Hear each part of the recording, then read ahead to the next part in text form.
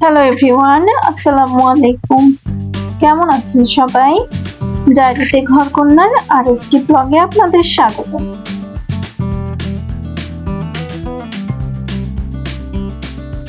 আজকে পালং শাক দিয়ে বিকেলের নাস্তা তৈরি করে দেখাবো। হাফ কাপ পরিমাণ হাড়ছাড়া মুরগির মাংস জুলিয়ান কাটে কেটে নিয়েছি। হাফ চা চামচ গোলমরিচের গুঁড়া দিয়ে দিয়েছি। এ পর্যায়ে জিরা এবং আদা রসুন বাটা দিয়ে দিচ্ছি 1 চা চামচ পরিমাণ।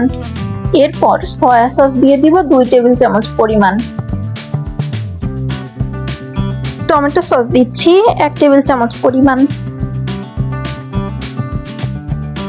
দিয়ে দিচ্ছি স্বাদ মতো লবণ। লবণটা আপনারা একটু বুঝে শুনে দিবেন, কারণ এই সবগুলো সসেই লবণ আছে। সবগুলো উপকরণ ভালোভাবে মেখে মেরিনেশনের জন্য রেখে দিতে হবে। এবার পালং শাক সিদ্ধ করার জন্য একটি পাত্রে দিয়ে দিচ্ছি কিছু পরিমাণ পানি।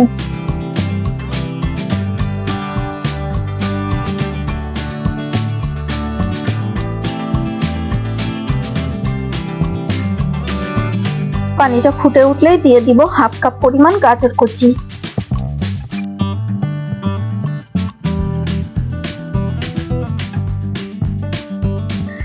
গাজর দেওয়ার 1 মিনিট পরেই দিয়ে দিচ্ছি পালং শাকগুলো।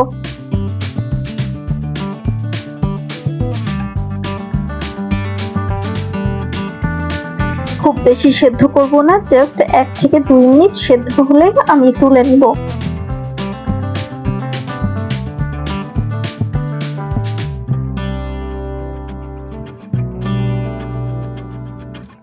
শাকগুলো সেদ্ধ হয়ে গেছে, এখন তুলে নিব। এর চেয়ে বেশি সেদ্ধ করলে শাকগুলোর যে সুন্দর কালার তা নষ্ট হয়ে যাবে। এবার ম্যারিনেট করা মাংসগুলো প্রসেসের পালা। প্রথমেই সামান্য কিছু পরিমাণ রান্নার তেল দিয়ে নিলাম। তেলটা গরম হলে ফ্রাই প্যানে ম্যারিনেট করা মাংসগুলো দিয়ে দিচ্ছি।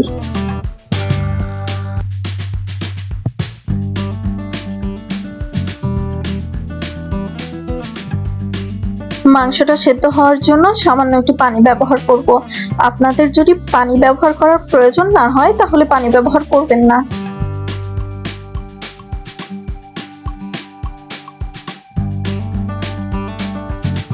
মাংসগুলো পুরোপুরি সেদ্ধ হয়ে গেছে, এখন আমি একটি পাত্রে তুলে নিব। এটি আমি সাইড ডিশ হিসাবে ব্যবহার করার জন্যই করেছি। আপনারা চাইলে কিন্তু নাস্তার মেন ইনগ্রেডিয়েন্টস হিসাবে এই মাংস ব্যবহার করতে পারেন। এরপর আমি একটি সস তৈরি করব, যার জন্য 2 টেবিল চামচ সয়া সস, 1 টেবিল চামচ টমেটো সস আমি নিয়ে নিচ্ছি। 1 চা চামচ চিনি ব্যবহার করছি।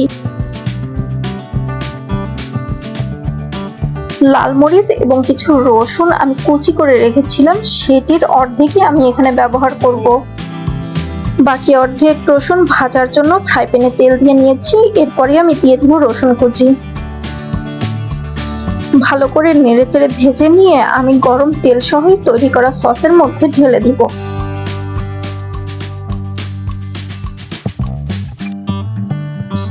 আমার সসটি রেডি। এরপর আমি এই সম্পূর্ণ সসটি পালং শাকের উপরে ঢেলে দিব।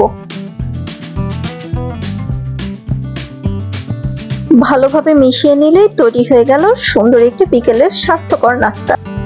এই ধরনের নাস্তা সাধারণত চায়না, জাপান এবং কোরিয়ায় ব্যাপকভাবে পরিচিত। তবে এই রেসিপির নামটি আমার সঠিক মনে নাই, আপনারা জেনে থাকলে অবশ্যই আমাকে কমেন্টে জানিয়ে দিবেন। যারা শাকসবজি পছন্দ করেন তারা কিন্তু ভিন্ন স্বাদের এই রেসিপিটি ট্রাই করতে পারেন। ব্লগটি ভালো লাগলে শেয়ার করে পাশে থাকতে ভুলবেন না। আজকের মতো বিদায় নিচ্ছি, দেখা হবে নতুন কোনো ব্লগে।